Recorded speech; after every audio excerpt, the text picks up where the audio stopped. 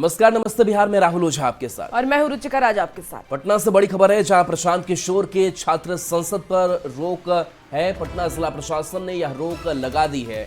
आज गांधी मैदान में छात्र संसद बुलाई गई थी, जिस पर रोक प्रशासन की तरफ से लगा दी गई है। जिला प्रशासन ने अनुमति देने से इनकार कर दिया है। किसी भी तरह के सहयोग से भी इनकार किया गया है। पटना के एडीएम लॉ एंड ऑर्डर का आदेश पत्र भी सामने आ चुका है। प्रशांत किशोर की जन स्वराज पार्टी को इसकी जानकारी दे दी गई है कि छात्र संसद की अनुमति नहीं मिलेगी।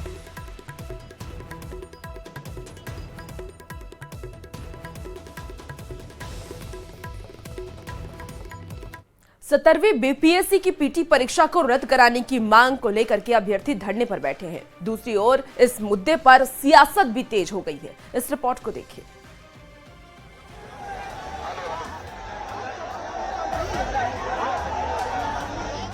सत्तरवीं बीपीएससी की पीटी परीक्षा को रद्द कराने की मांग को लेकर अभ्यर्थियों का धरना शनिवार को भी जारी रहा। अपडेट ये हुआ कि गर्दनीबाग में धरने पर बैठे अभ्यर्थियों से मिलने एसडीएम, डीएसपी और एडीएम पहुंचे। मामले को सुलझाने के लिए ये लोग अभ्यर्थियों के प्रतिनिधिमंडल को बीपीएससी दफ्तर ले जाना चाहते थे, लेकिन अभ्यर्थी इसके लिए तैयार नहीं हुए। उन्होंने क्लियर कर दिया कि हम कोई एग्जाम नहीं लेंगे, तो फिर उनसे हम क्यों बात करें? हमारी बातें नीतीश कुमार से हैं, आप नीतीश कुमार से मिला लीजिए, हम बातें रख लेंगे। छात्रों ने बीपीएससी से बात करने की मांग को ठुकरा दिया। एसडीएम ने कहा, बीपीएससी ऑटोनोमस बॉडी है और उससे बात कर समस्या का समाधान निकाला जा सकता है। जो भी है बीपीएससी स्वतः अपने डिसीजन लेने के लिए सक्षम है और सक्षम प्राधिकार भी इसमें है। वो वहीं इस मामले में एक और अपडेट ये रहा कि पटना कोचिंग संचालक गुरु रहमान को गर्दनीबाग थाने में बुलाया गया था, जहां उनसे पूछताछ की गई और 3 जनवरी तक उन्हें धरना स्थल पर नहीं जाने का निर्देश दिया गया है। नॉर्मलाइजेशन का विरोध कर रहा था, कर रहा हूं और करता रहूंगा। रद्द होनी चाहिए परीक्षा 100%, दूसरा कोई उपाय नहीं। अब ये मामला सियासी मुद्दा बनता जा रहा है। विपक्ष को छात्रों के आंदोलन में 2025 का चुनाव दिख रहा है, तो दूसरी ओर सत्ता पक्ष के नेताओं का आरोप है कि छात्रों को भरमाकर विपक्ष के नेता सियासी रोटी सेकने में जुटे हैं और छात्रों के भविष्य से खिलवाड़ कर रहे हैं। न्यूज़ 18 के लिए पटना से संजय कुमार के साथ ब्यूरो। 17वीं बीपीएससी की पीटी परीक्षा को रद्द करने की मांग कर रहे छात्रों के नाम पर राजनीति जारी है। नेता अपने अपने तरीके से माहौल और मुद्दा बनाने में लगे हुए हैं।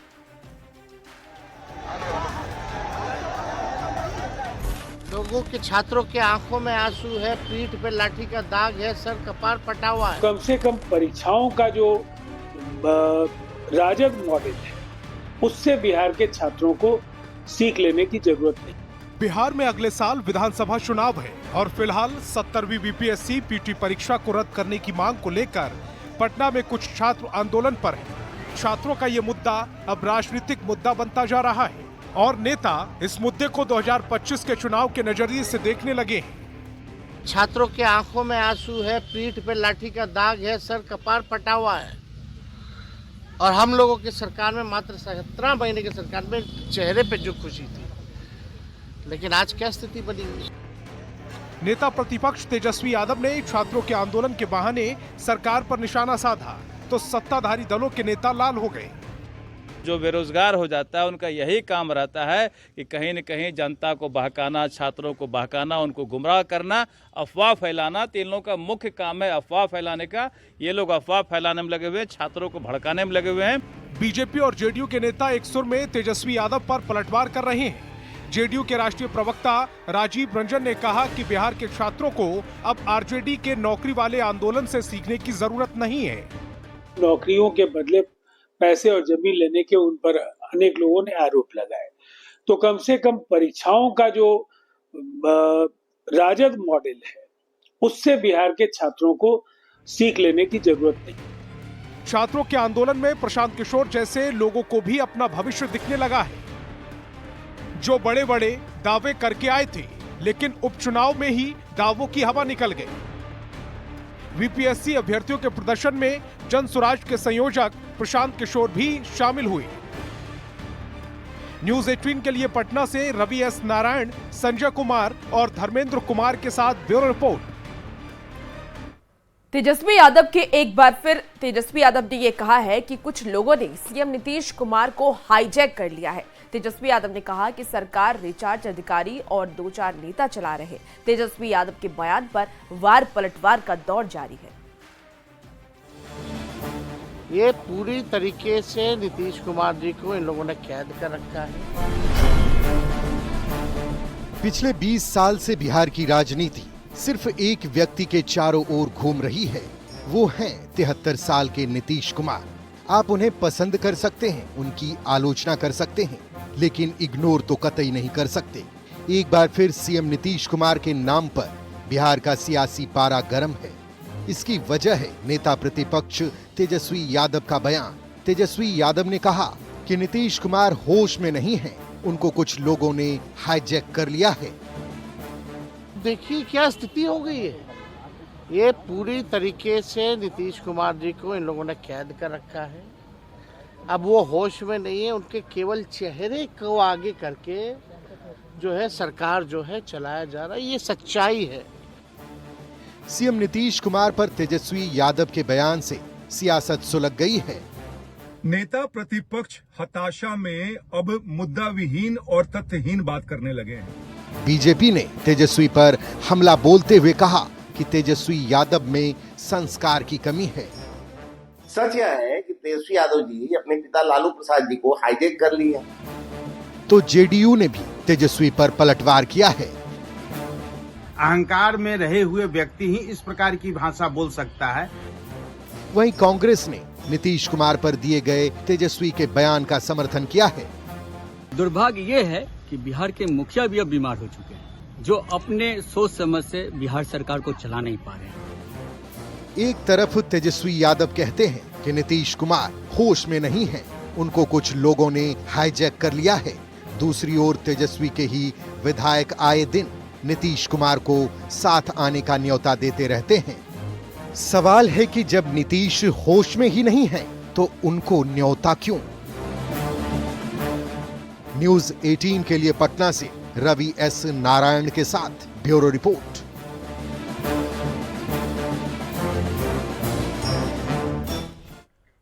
लालू परिवार में नई खुशखबरी आई है। तेजस्वी यादव फिर पिता बनने वाले हैं। लालू परिवार में जल्द किलकारी गूंजेगी।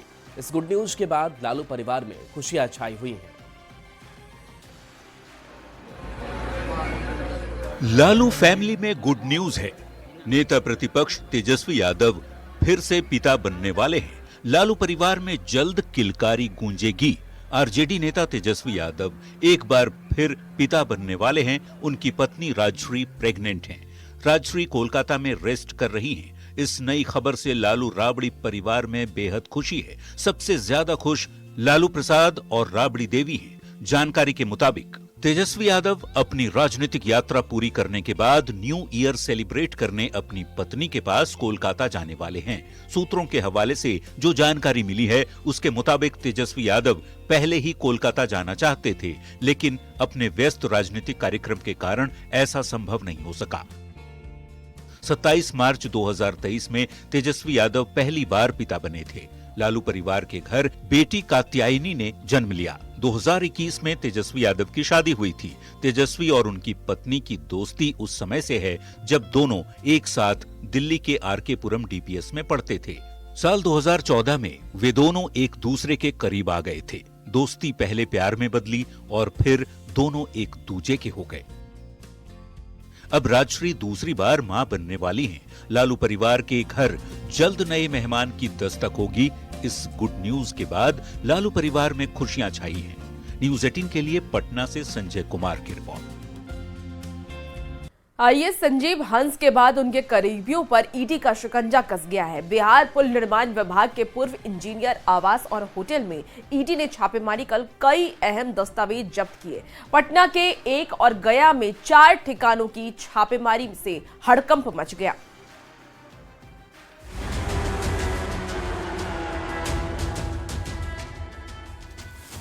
बिहार में ईडी का एक्शन लगातार जारी है। हुलास पांडे के बाद अब ईडी ने आईएएस संजीव हंस के करीबियों पर शिकंजा कसना शुरू कर दिया है। पुल निर्माण विभाग में घोटाला और मनी लॉन्ड्रिंग से जुड़े हुए मामले में ईडी ने पूर्व इंजीनियर सुनील कुमार के ठिकाने पर छापेमारी की। बिहार पुल निर्माण विभाग के पूर्व इंजीनियर के आवास और होटल में सर्च ऑपरेशन चलाया गया। मनी लॉन्ड्रिंग मामले में पूर्व IAS संजीव हंस के मामले पर ईडी ने कड़ी कार्रवाई की है। इसको लेकर के अब ईडी ने उनके जितने भी करीबी है वो उन पर भी शिकंजा जो है वो कसने लगा है। इसी लेकर के ईडी ने गया में भी 2 ठिकानों पर उनके जो ठिकाना है उन पर कड़ी कार्रवाई की है। उनकी जो नजदीकियां जो है सुनील यादव जो बताए जा रहे हैं कि वो बिहार पुल निर्माण को लेकर के वहाँ जूनियर इंजीनियर है, उनके गया स्थित गोदावरी पर जो उनके आवास है उन पर भी यहाँ जो है कड़ी पूछताछ की जा रही है। और साथ ही उनके जो बोधगया में जो होटल है तथागत होटल है वहाँ भी जो है ईडी जो है वहाँ पर कड़ी जो वहाँ के जो कर्मचारी है वहाँ जो रहने वाले लोग हैं उनसे कड़ी पूछताछ की जा रही है। दानापुर के गोदावरी पैलेस स्थित दीप श्री प्रॉपर्टीज प्राइवेट लिमिटेड के कार्यालय में ईडी की टीम ने बड़ी छापेमारी की है। ईडी की टीम ने इस दौरान सुनील सिंह के आवास और उनके कार्यालय की जांच की।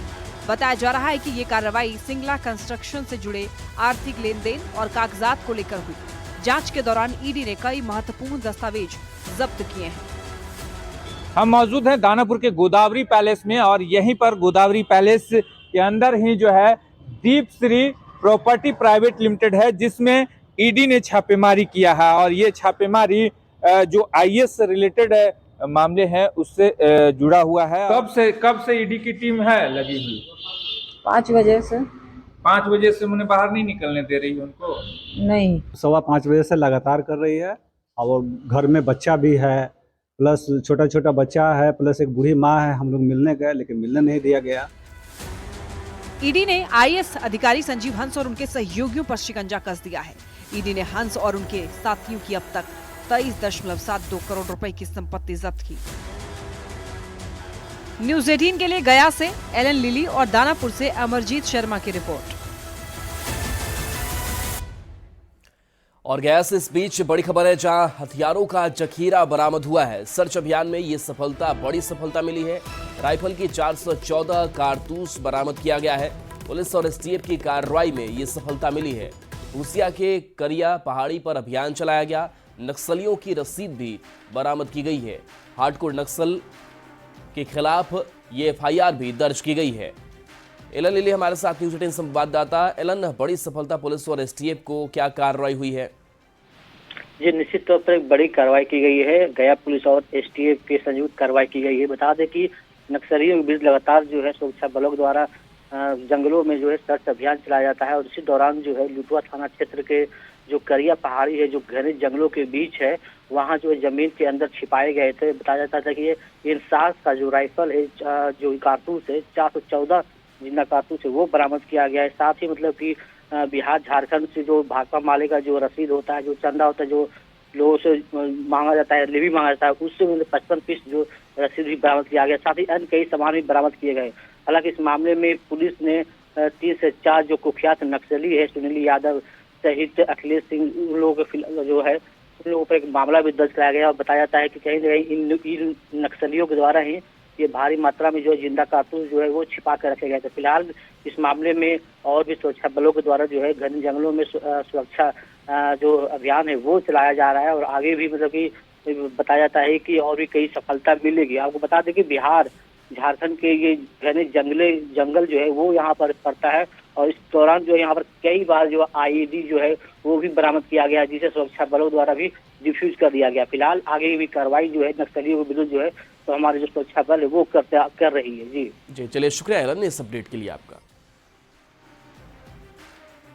तो बिहार में बड़े पैमाने पर IPS अधिकारियों का तबादला हुआ है। 31 IPS अधिकारी को इधर से उधर किया गया है, जिनमें से कई जिलों के SP भी शामिल हैं। वहीं एक अधिकारी को अतिरिक्त प्रभार मिला है। आइए एक एक करके आपको बताते हैं कि किन्हें कौन सा पदभार दिया गया है। IPS अवकाश कुमार को पटना का SSP बनाया गया। ADG मुख्यालय कुंदन कृष्णन को STF का अतिरिक्त प्रभार दिया गया। अमित कुमार जैन को DIG कमजोर वर्ग के पद पर स्थापित किया गया है। अमित राज को एडीजी सुरक्षा बिहार बनाया गया है। शालीन को पुलिस महानिरीक्षक आतंकवाद निरोधी दस्ता बनाया गया है। राकेश राठी को पुलिस महानिरीक्षक पूर्णिया क्षेत्र से हटा करके पुलिस महानिरीक्षक में तकनीकी सेवाएं एवं संचार के साथ साथ पुलिस महानिरीक्षक आर्थिक आपराधिक क्राइम के पद पर स्थापित किया गया है। आपको बता दें कि राजेश कुमार को पुलिस महानिरीक्षक मिथिला क्षेत्र से पदस्थापित करते हुए उन्हें पुलिस महानिरीक्षक बिहार मानवाधिकार आयोग पटना के पद पर स्थापित किया गया है। राजेश कुमार को आईजी बिहार मानव अधिकार आयोग, विनय कुमार को आईजी एसटीएफ, पी किन्नन को आईजी रेल, दिलजीत सिंह को आईजी सीआईडी, विवेक कुमार को डीआईजी भागलपुर, रंजीत कुमार को डीआईजी बीएमपी, संजय कुमार को डीआईजी साइबर अपराध ईओयू, विकास कुमार को डीआईजी विशेष निगरानी इकाई की जिम्मेदारी दी गई है।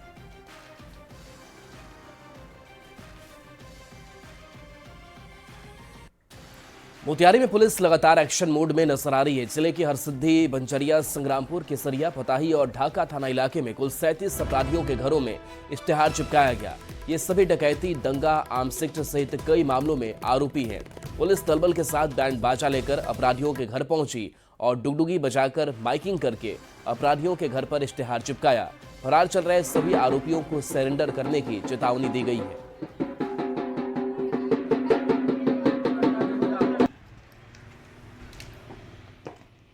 सरकारी स्कूलों में पढ़ाई के साथ साथ शिक्षक बच्चों को जागरूक करने में जुटे हुए हैं और नई नई जानकारी भी दे रहे हैं। नालंदा के मध्य विद्यालय हिलसा के शिक्षक अजीत कुमार सिंह भी अपने नए अंदाज को लेकर के सुर्खियों में रहते हैं। अजीत कुमार सिंह ने मुख्यमंत्री विद्यालय सुरक्षा कार्यक्रम के तहत शीतलहर से कैसे बचाव करें, इसको लेकर नाटक का मंचन किया। शिक्षक ने अभिनय कर शीतलहर से होने वाले खतरे और उससे बचाव के तरीके को बताया। बच्चों ने भी बढ़ चढ़कर इसमें हिस्सा लिया है। तो मैंने गलती क्या की? मैंने गलती की कि जल्दबाजी में स्वेटर, इस ठंड में स्वेटर नहीं पहनी और बाइक चलाकर आ गया। बाइक चलाने से जो हवा है वह डायरेक्ट शरीर को नुकसान, ठंड कर देती है। तो इस कारण यह मेरी गलती थी। मेरी यह अपील है तुम सभी बच्चों से कि इस ठंडे, इस शीतलहर के समय तुम सभी या तो मोटे मोटे कपड़े, गर्म ऊनी कपड़े पहनो और कान को, अपने सिर को जरूर ढक करके रखो।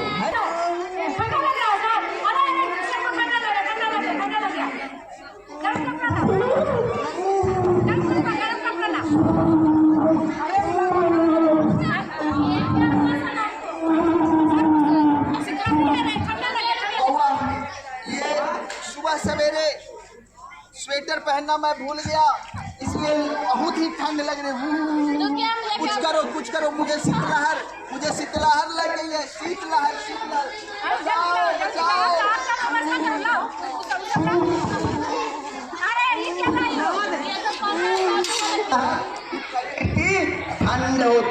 ठंडा होता है।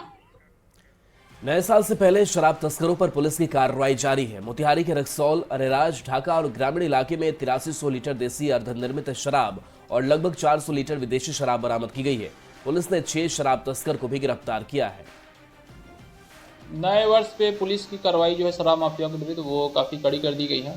और वैसे शराब माफिया जो शराब को स्टॉक करके और शराब वितरण का अगर कोई प्रयास कर रहा है तो इसके विरुद्ध जो है सभी थाना लगातार तेज कार्रवाई कर रहे हैं। इसमें कई सारे शराब माफियाओं को पिछले हफ्ते गिरफ्तार कर जेल भेजा गया है और ऐसे सभी शराब माफिया की सूची तैयार की गई है जो इस तरह का कार्य कर सकते हैं। और जमानत पे छूटे हुए जो शराब माफिया हैं और जो सक्रिय हैं उनकी भी पुलिस जो है थानों पे बुला के शराब माफिया को परेड कराएगी। और रुकेंगे एक बेहद ही छोटे से ब्रेक के लिए, जल्द हाजिर होते हैं।